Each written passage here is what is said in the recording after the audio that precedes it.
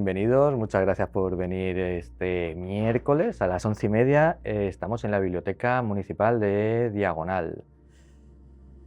Hoy nos acercaremos a la empatía desde la sociología.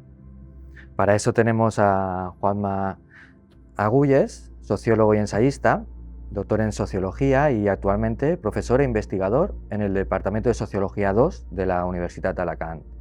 Ha escrito varios libros de ensayo y crítica social y ha estado vinculado a la edición independiente en varias revistas y editoriales. Muchas gracias, Juanma, por aceptar esta oferta, esta invitación. Por invitarme. Y bueno, yo estoy muy contento porque es la primera vez que se hace la cháchara a la escucha, esperemos que no sea la última. Como sabéis, son 5 jornadas, de lunes a viernes. Mañana seguimos en otra biblioteca, pasado también. Por las mañanas son sesiones como estas, intergeneracionales, para debatir y acercarnos a la empatía desde distintas disciplinas. Y por la tarde hay sesiones formativas por si queréis incidir o aprender más sobre comunicación empática. Y ahí usaremos un juego de mesa para que no sea solo hablar, que no sea solo una cháchara, sino para que podamos estar tocando y experimentando la empatía. Como decía, bueno, me presento. Yo soy José Avellán Fernández, soy gestor cultural, facilitador y diseñador. Hago proyectos donde las palabras y los datos tengan vida. Quiero que sintamos las cosas, las compartamos y las manipulemos para aprenderlas y apropiarnos de ellas. Y creo que es a partir de esa experiencia lúdica donde podemos recuperar esta curiosidad y hacernos nuevas preguntas para conquistar nuevos espacios, o dicho de otra manera, pues para aprender y para crecer y para afrontar los retos que tenemos por delante, que no son pocos, entre ellos la empatía. Cuando hablamos de empatía, normalmente hablamos de, o tendemos a pensar en una empatía hacia un interlocutor. Yo soy empático con otra persona. Aquí hoy vamos a hablar también, además de eso, de la autoempatía, de cómo me escucho a mí mismo, a mí misma, y también de la empatía colectiva, de cómo nos escuchamos como grupo, como sociedad o como barrio.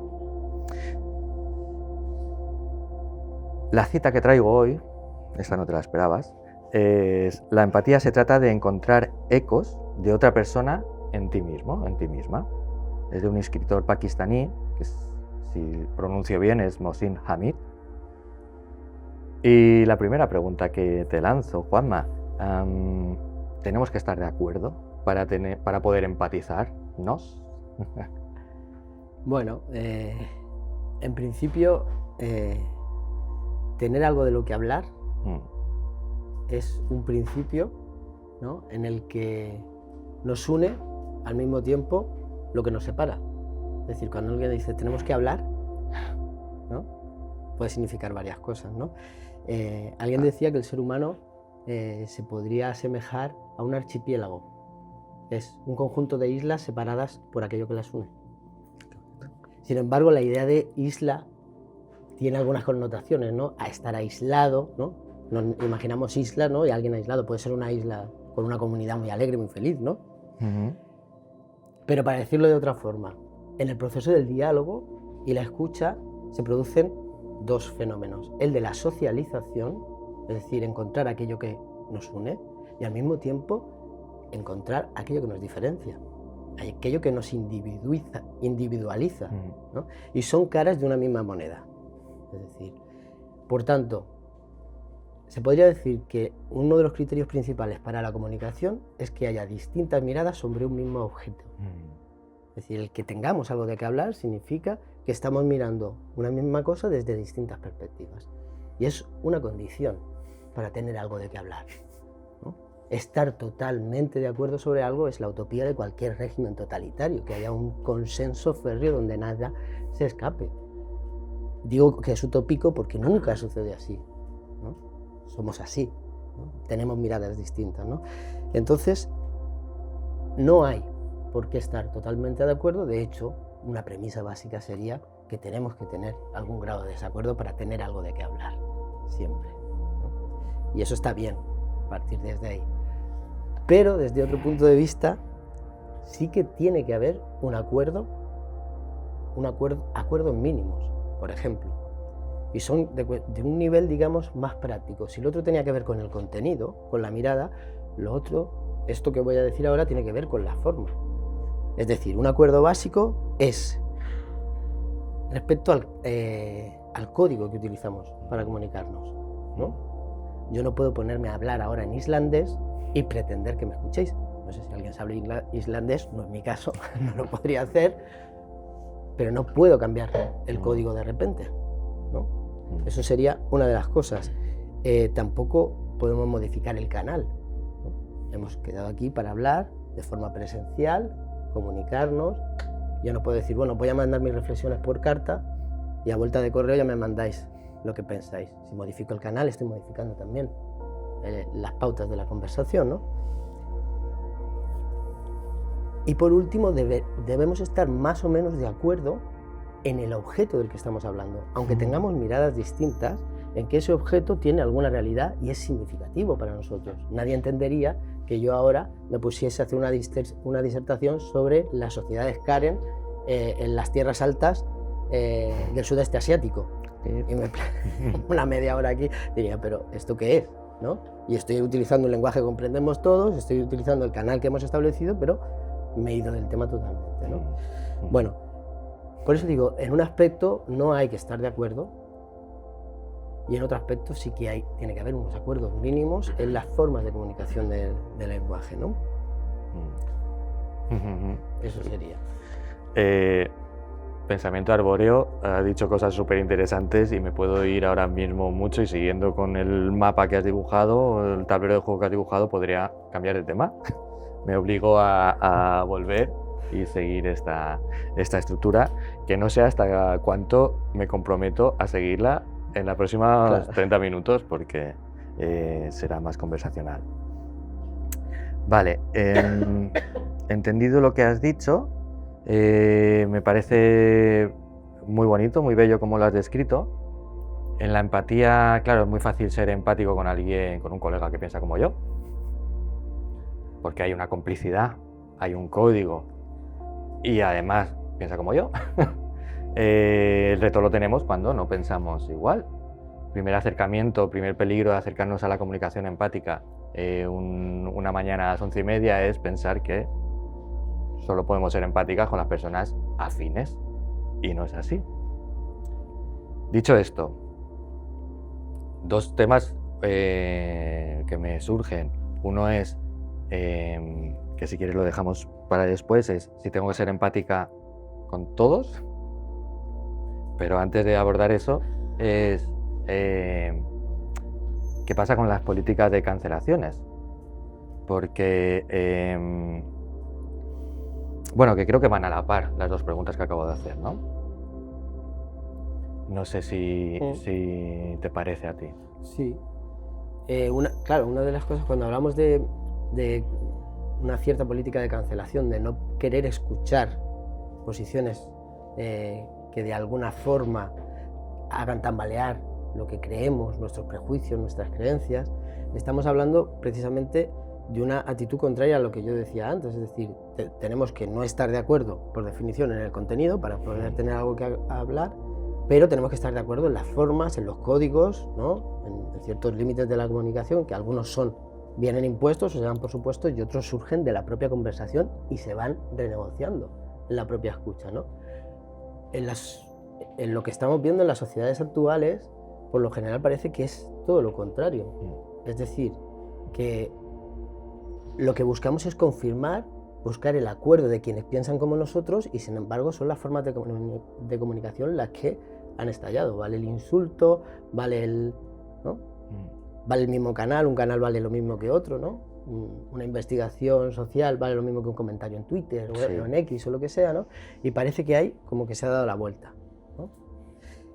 Algunos sociólogos han hablado de una cultura del narcisismo. Christopher Lasch, un sociólogo estadounidense, hablaba de la cultura del narcisismo, es decir, buscar solo confrontar con aquello que se parece mucho a nosotros, que es fiel reflejo de lo que nosotros creemos o somos. Y fuera de ahí, el resto es algo que no quiero contemplar, ¿no? Porque cuestiona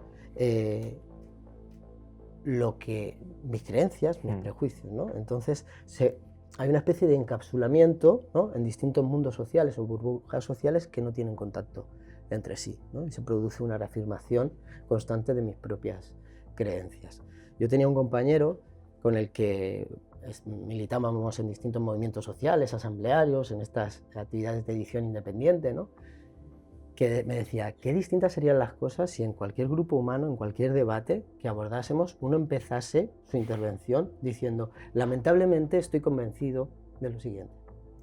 Dice, eso sería una muy buena forma de empezar a poner uno, porque parece que ponemos nuestras creencias como defensa ante los demás. Dice, bueno, lamentablemente estoy convencido de esto, a ver si entre todos y todas le damos la vuelta y acabo de estar convencido de otra cosa, ¿no?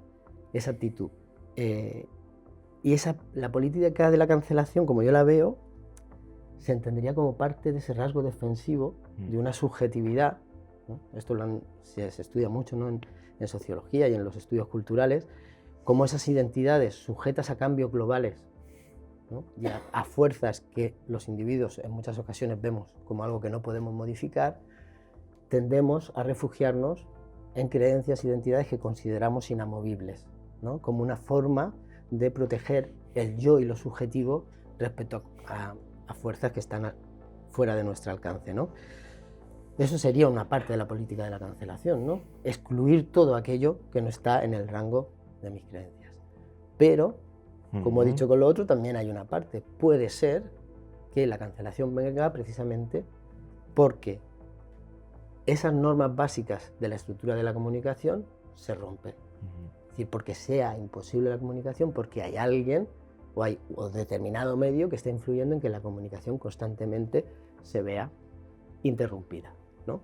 Hay medios que favorecen la confrontación, el insulto, tal, por la cooperación o la búsqueda del consenso. Eso está claro, ¿no? Y hay determinadas actitudes comunicativas que ofrecen mucha mayor posibilidad, ¿no?, de buscar un acuerdo. Entonces la cancelación puede venir de ahí, una cancelación dentro de una comunidad, es decir, no podemos permitir este tipo de formas, ¿no?, de comunicar porque rompe el proceso comunicativo. Esas serían las dos partes, y yo creo que es difícil de dirimir hasta qué punto una cancelación es coherente con un ámbito comunicativo y hasta qué punto no. Creo que eso se tiene que definir siempre en base a un proceso comunicativo y no de una vez y para siempre. Es decir, puede ser que haya algo que dice alguien que está totalmente enfrentado a mis creencias y que pueda tener razón en un momento. O puede ser que alguien diga exactamente lo mismo que digo yo. Estoy pensando, cuando Mariano Rajoy decía hemos vivido por encima de nuestras posibilidades, yo no estaba de acuerdo con él, pero parte del contenido, el mensaje que estaba diciendo era verdad. Después podíamos entrar a valorar quiénes estaban por encima de sus posibilidades, quiénes no. Parte del contenido era verdad. La diferencia a la hora de propiciar una comunicación empática o no se tiene que ver en el curso de esa comunicación, precisamente. ¿Cuál es el contexto de esa comunicación? Evidentemente yo no tenía ningún canal de comunicación, ¿no?, con esa persona. Creo que eso se tiene que definir en un momento, ¿no?, en un momento comunicativo. Esto es verdad, este argumento es falso, es erróneo, tiene un sesgo, pero lo definimos en un momento y no de una vez y para siempre. No cataloga a la persona. Es decir, que el argumento sea erróneo, falaz, no cataloga a la persona. No catalogo a la persona y no de una vez. Qué buen aprendizaje. Bueno, lo mismo, tengo las mismas sensaciones. Gracias. Voy a la siguiente pregunta, al siguiente bloque que habla de, como sabéis, la sesión de hoy es del yo al nosotras, a nosotros. Vamos hacia esa escala.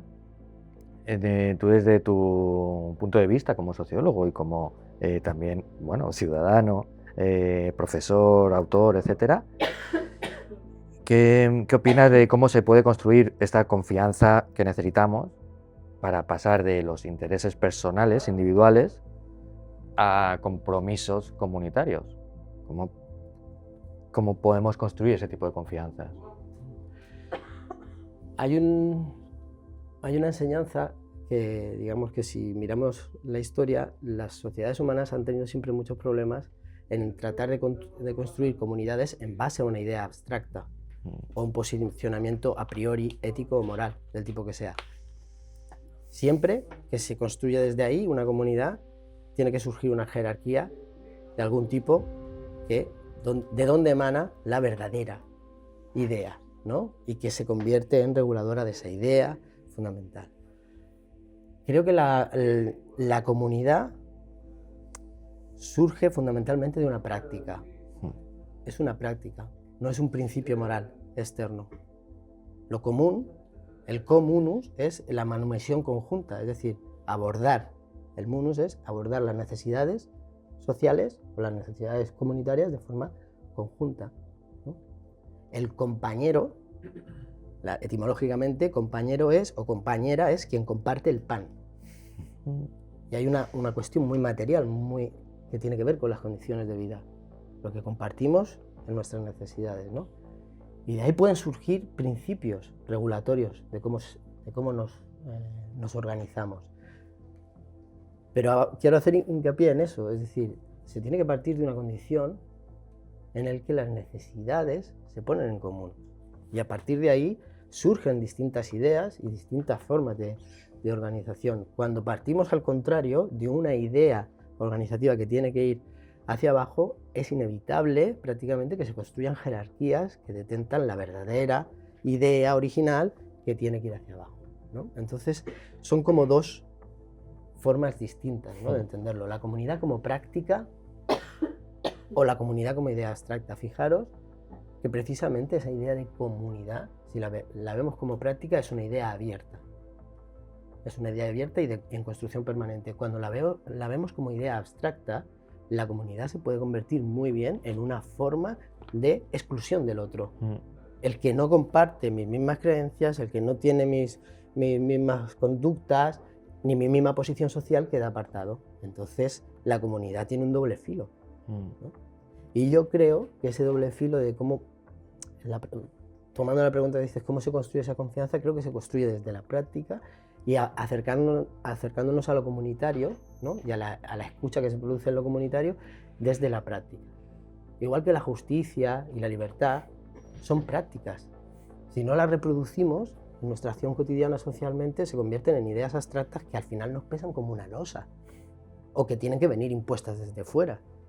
Cuando, si lo vemos desde una práctica, tanto la libertad, la justicia o la comunidad son cosas que se ejercitan. Dicho esto, en las condiciones actuales socialmente hay procesos fundamentales de individualización. Cada vez es más difícil o se nos hace muy difícil encontrar en el otro ese compañero, ¿no? Hay una dinámica social que tiende a separarnos ya cada uno en lo que decía antes, en sus burbujas, en sus creencias. Entonces creo que lo que decías de la confianza, para pasar del interés particular al interés comunitario, tiene que ser a partir de una práctica concreta, no de un principio abstracto, ¿no?, que puede ser muy peligroso, ese principio, sino de la práctica, ¿no?, del encontrarse con los demás. Escuchándote pienso de estar escuchando a otros profes de sociología o en otras charlas y hablar de cómo se construyen las identidades comunitarias o incluso nacionales. Me acuerdo de la construcción de identidad de una bandera o la construcción de identidad de un grupo urbano. Es más fácil construirlo desde la negación del otro, todo lo que no somos, ¿no? Entonces de repente el otro como enemigo o el otro como cosa a expulsar. Históricamente en el territorio donde vivimos es la construcción identitaria que estamos acostumbrados como nación o incluso como comunidad, ¿no? Como contraposición del otro más que con las prácticas que ejercemos. Me parece muy interesante eso porque creo que luego en lo cotidiano caemos más veces de lo que nos gustaría en eso, y volviendo a la autoempatía, yo no quiero ahora sentir que nos sintamos culpables, sino que hago esto pues para poder reaccionar, bueno, reaccionar no, para poder moldear esas prácticas que tenemos de construcción identitaria, individualmente y de grupo, ¿no? Bueno, a mí me encanta este tipo de reflexiones y cómo estás hablando. Si te parece, vamos a concretarlo un poquito más en algo local. Vamos a hablar de la ciudad de Alicante. ¿Qué factores sociales crees que pueden dificultar o facilitar esta escucha colectiva que estamos hablando en una ciudad como Alicante? Me refiero a factores sociales, pues, estructurales, espacios, porque claro, bueno, memorias. Sí, sí.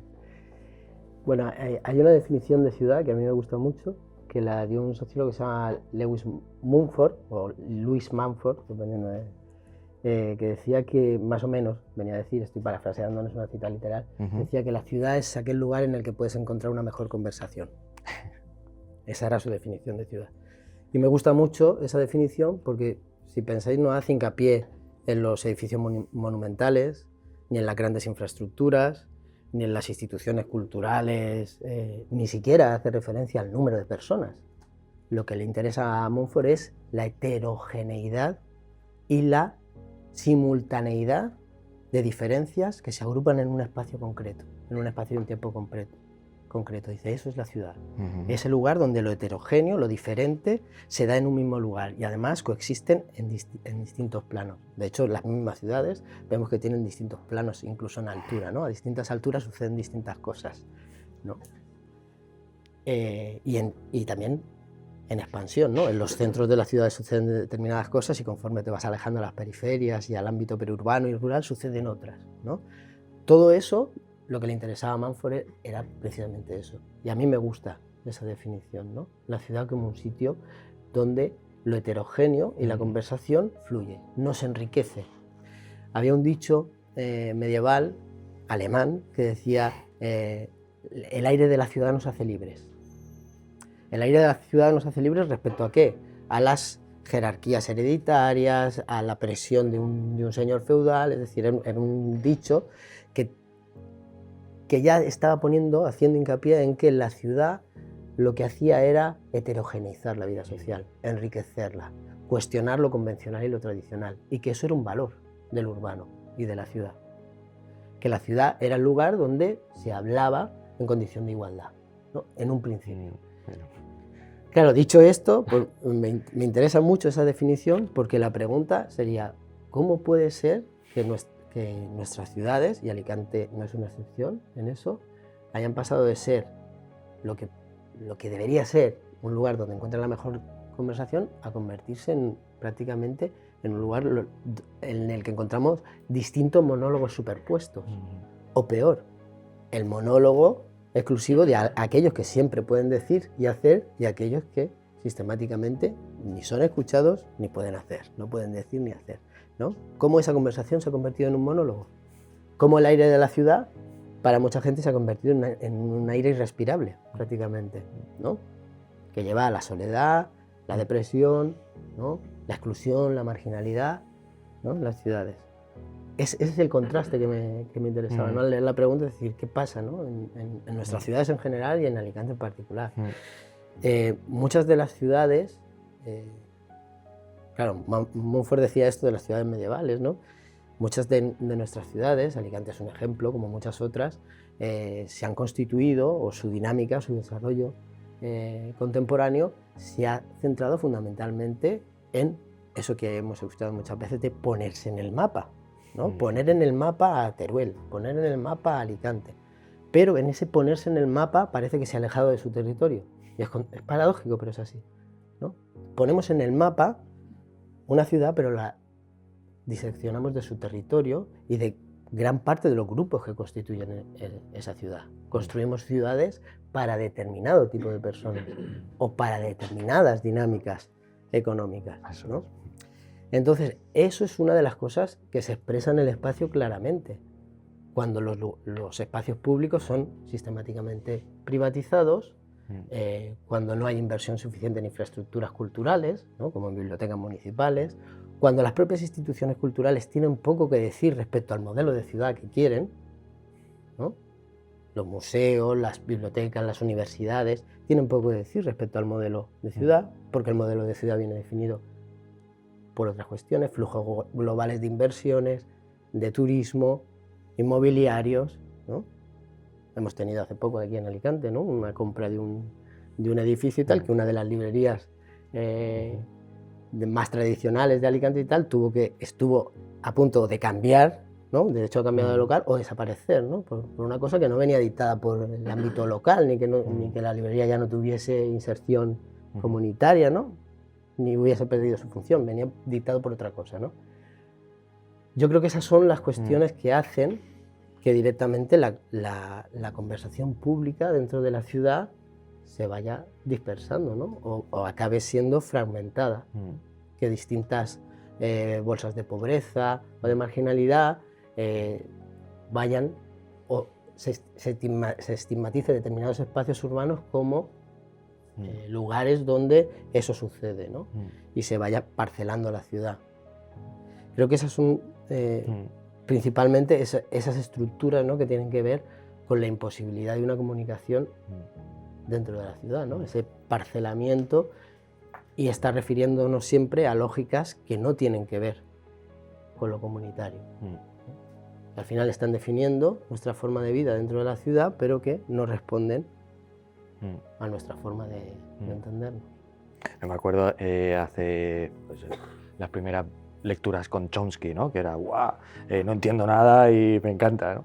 Y habla de la automatización, de las prácticas que nos automatizan, que nos alejan, que nos individualizan o nos meten en esas burbujas.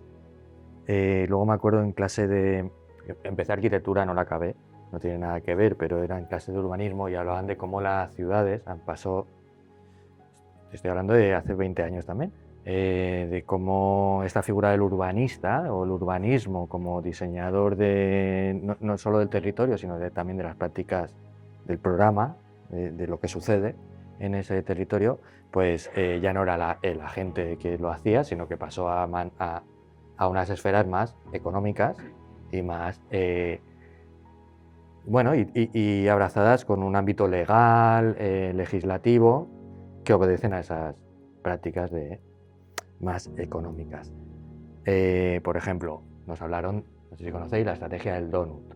En la ciudad, cuando de repente lo que quieren estas prácticas es que la gente con dinero se abandone el centro y se vaya a la periferia, pues se construye unas casas en lo que antes eran pantanos o descampados o territorio totalmente de lujo. Se abandona el centro quiere decir pues que las prácticas son de que no hay ningún tipo de dinamización, inserción cultural, social, etc. Entonces hace que sea incómodo habitar el centro, o se permite, para que, bueno, y una vez que se vayan estas personas más adineradas o más agraciadas económicamente, el centro se vacía, o sea, se vuelve a construir viviendas de lujo para que los nuevos vuelvan al centro, o los que se hayan ido y que no pare este movimiento, porque al final la economía o estas prácticas económicas es que se mueva la cosa, ¿no? Bueno, creo que Alicante está en esta segunda etapa, ¿no? Que es esta vuelta al centro, esta vuelta de vivienda de lujo, este encarecimiento de alquileres, etc. Pero me estoy yendo al tema, vuelvo. Hemos hablado de estas prácticas. Quiero enlazarlo con la sociología. ¿Cómo puede la sociología darnos claves para estas tres escalas que hablábamos, ¿no? Para entenderme, para entender a la otra, al otro, y para entendernos socialmente, colectivamente? Bueno, la sociología... Claro, aquí soy juez y parte. Voy a decir yo, la sociología no sirve para nada.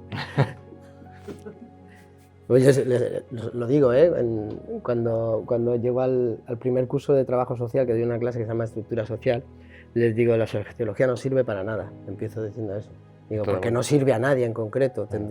¿no? Utilizando la doble bueno. de servir y obedecer, ¿no? Es un conocimiento incómodo, ¿no? Porque no sirve a ningún interés. En teoría tendría que servir al interés general, ¿no? Porque surge de ahí. La idea de la sociología surge en un momento como disciplina, surge en un momento de cambios brutales, ¿no? Entre el siglo XVIII y el siglo XIX se producen cambios, no solo las revoluciones políticas que descabezan literalmente monarquías en toda Europa, se independizan las 13 colonias americanas de la monarquía británica, y de repente lo que parecía algo establecido, las jerarquías que venían durante siglos organizando la vida social, dejan de tener su realidad, ¿no? Y eso es un cambio importantísimo.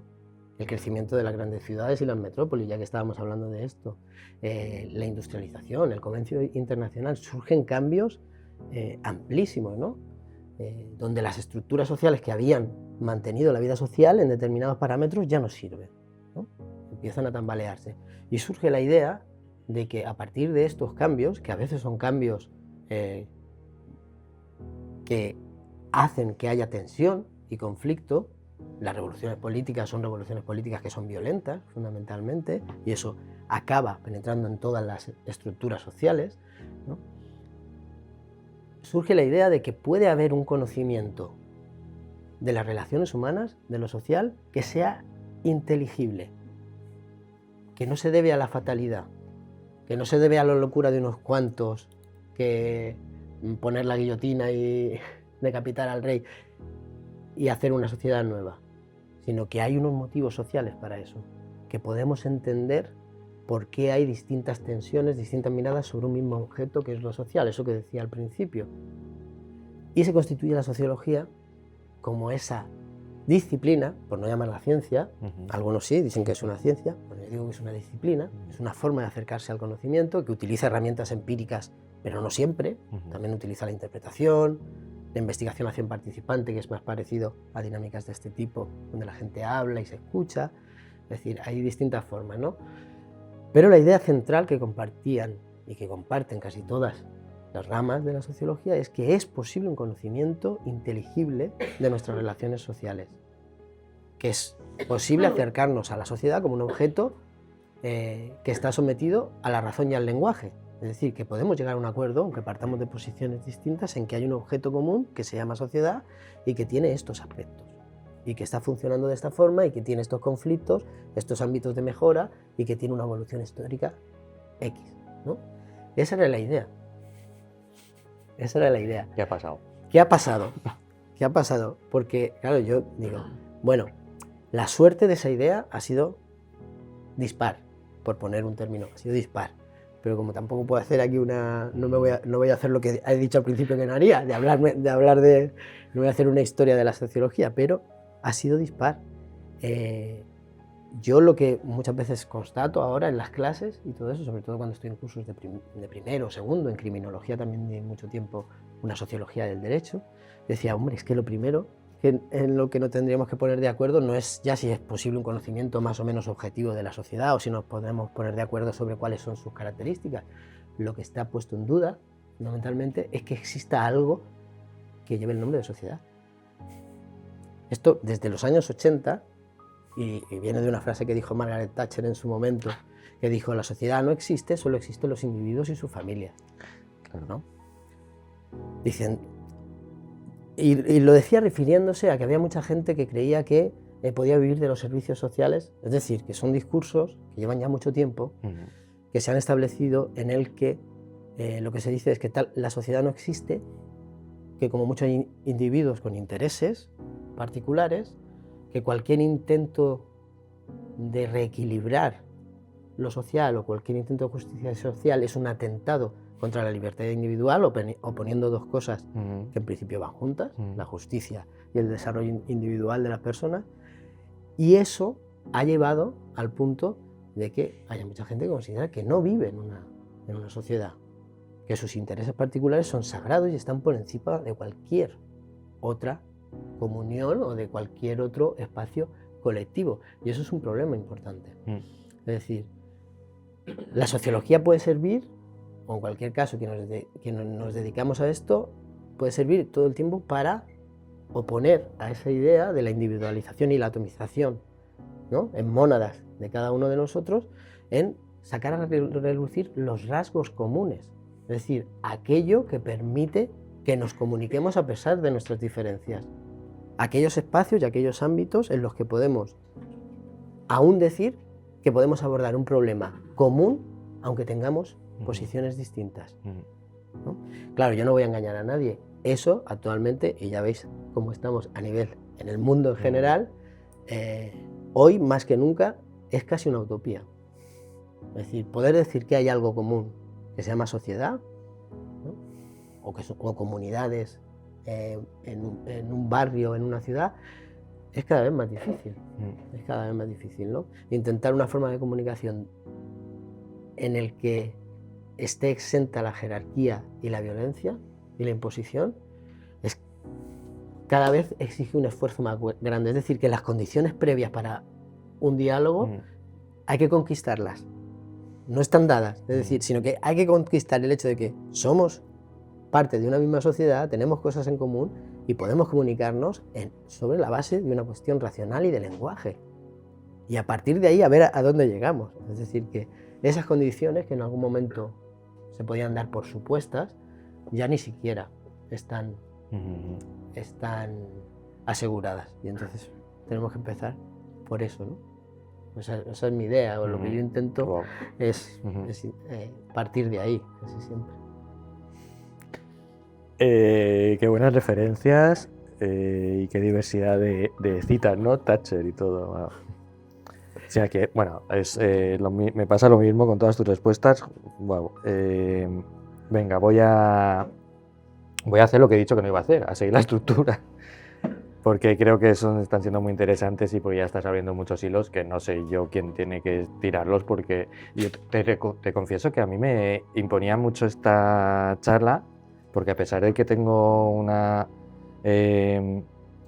confianza contigo, de las conversaciones que hemos tenido, claro, al final es sociología, se me hace algo muy grande y muy abstracto, teórico para mí, pero lo estás desgranando de una manera muy, muy accesible, o sea que te lo agradezco.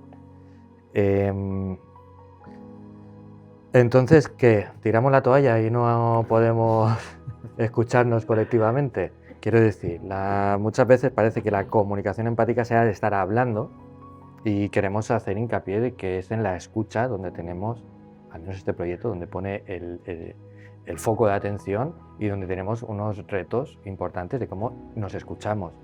Lo vuelvo a decir, a nosotras mismas, a la otra persona y colectivamente. Y para nada quiero apelar a reflexiones o sensaciones así como optimistas, wonderfulianas, no es por ahí, pero ¿cómo podemos hacer esta escucha colectiva? Porque a mí me dan ganas de decir, bueno, pues si esto va de tonto el último, yo el último no voy a ser y me niego a participar en esa carrera de locos de dejar atrás y no quedarme el último, no sé cómo hacer. Claro.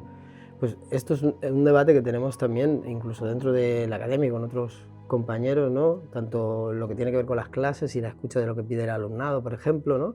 Que a veces somos los adalides de la escucha y tal, no sé qué, pero es que no saben nada, tal, no sé qué. Yo digo a compañeros y compañeras, yo también lo he hecho, de quejarse y tal, y decir, no, vamos a escuchar qué está pasando, porque esas condiciones para el diálogo y lo que decía de que la comunidad es una práctica, cerca nuestra, cerca de nosotros, hay prácticas comunitarias que se están dando, aquí en Alicante, por ejemplo, con el tema de la vivienda, por ejemplo, que es un caso que tengo cercano, además, porque conozco gente que está en esas cuestiones, ¿no? El Sindicato de Vivienda de Carolina, el Sindicato de Vivienda de la Zona Norte. El otro día compartí una mesa redonda con un arquitecto que se llama Daniel Millor, que está haciendo cosas interesantes en el barrio del Cementerio y con cooperativas de vivienda y tal. Y claro, eso me da esa esperanza, por decirlo así, ¿no? Agudizando el oído, ¿no? Y escuchando qué es lo que está pasando en otros niveles de la ciudad, te das cuenta que hay gente que está construyendo esos espacios comunes donde es posible que se empiece a hablar de cosas en común. Y parten, por lo general, lo que decía al principio, de una necesidad común. Y a veces eso es un impedimento para la comunicación cuando estás sometido a la emergencia o a la urgencia de algo, ¿no? Parar un desahucio de no sé qué, una familia con un menor que se queda sin casa, no sé qué, que están muchas veces en eso, ¿no? Pero se está abriendo un espacio en el que se empieza a poner en común, a partir de las necesidades, una idea de un modelo de ciudad, qué modelos de acceso a la vivienda serían accesibles, dónde hay otros modelos que están funcionando, ¿no? Y hay gente que se va a Viena a ver lo que hacen las políticas de vivienda allí y a otros sitios, y empieza a surgir esa, ¿no?, sinergia de comunicaciones donde empezamos a mirar a otros sitios y ya no estamos mirándonos aquí, sino decir, un momento, esto pasa aquí, pasa allí, pero allí están haciendo tal cosa, ¿no? Y eso es, yo creo que la parte de la esperanza es esa. Hay un sociólogo que se llama Alfredo Molano, un sociólogo colombiano, que decía, escuchar es casi escribir. Decía él, escuchar es casi escribir. Tiene un libro que se llama Crónica del Desarraigo, donde él acompañaba a pueblos desarraigados, ¿no?, por las políticas agrarias y que estaban en un enfrentamiento con el Estado, ¿no?, poblaciones indígenas, y él se va allí con ellos y vive con ellos. Y no hace, como dicen algunos, sociología desde la ventanilla del coche, ¿no?, pasando y tomando notas, sino que va y está allí y se involucra y acaba formando parte de eso. Y ahí la distancia entre la ciencia y el conocimiento y lo que supone de cambio personal, el implicarse en una tarea de dilucidar lo que nos pasa colectivamente, ahí es una actitud. O sea, si hablamos de comunicación empática, eso sería el momento en el que yo, a través de la escucha del otro, cambio fundamentalmente mi forma de acercamiento y acabo estableciendo una nueva dinámica, ¿no? Ya no soy investigador y objeto, no son los problemas de la ciudad y mi vida por otra parte, sino que mi vida está incluida en eso. Yo formo parte y reproduzco el problema, o formo parte de la solución, o trato de formar parte de la solución, ¿no? Ahí yo creo que está parte de la esperanza, ¿no? Y ahí hay muchos, aunque a un nivel, si vemos las noticias de esta misma mañana, ¿no?, escuchando las mañanas de la 1 o la SER o la que sea, te parece que no, si pones el oído en otros ámbitos, sí que hay cosas que se están moviendo y que van en una dinámica totalmente contraria. Cuando te oigo comunicarlo así, analizarlo así, pienso en los estados de estrés o de ansiedad, cuando estamos escuchando este tipo de mensajes, de este tipo de noticias, que son mensajes cortos y muy grandes, y a la vez que te apelan a la sensación de que tú no puedes hacer nada. O sea, estás en tu casa partiendo las judías, estás escuchando las noticias y dices, madre mía, está todo fatal. Entonces aún todavía te da más ansiedad por lo preocupante de lo que están comunicando y por cómo lo están comunicando. Me encanta que estemos hablando de esperanza, que también te he notado que es un término así como que, que puede chirriar, ¿no?, la esperanza por cómo lo usamos, pero sí que me parece importante cerrar con recuperar la sensación de que podemos cambiar las cosas y para eso estamos. No cambiar porque sí, sino pues hacerlas nuestras e incorporar en esa hacerlas nuestras a las comunidades en las que estemos dando forma con nuestras prácticas cotidianas. Si te parece, cerrar con alguna reflexión o con para no cerrar yo y quitarte la voz, y si no, cierro y vamos a la parte más dinámica de la sesión. Sí, vale. Yo he hablado ya mucho. Vale. Yo prefiero ya escuchar. Genial. Como os decíamos en esta primera parte, hemos estado hablando más Juanma y yo, hemos estado más en la parte quizá de la cháchara y no es nuestra intención quedarnos en eso. Entonces ahora empezaría la parte de la escucha y nos gustaría también escucharos. Antes de hacerlo, nos vamos a despedir del vídeo, que lo subiremos a redes sociales. Mañana seguimos con la cháchara de la escucha, nos acercaremos a la empatía desde la neuropsicología y el viernes desde el cine. Así que si estás escuchándonos, gracias y nos vemos pronto.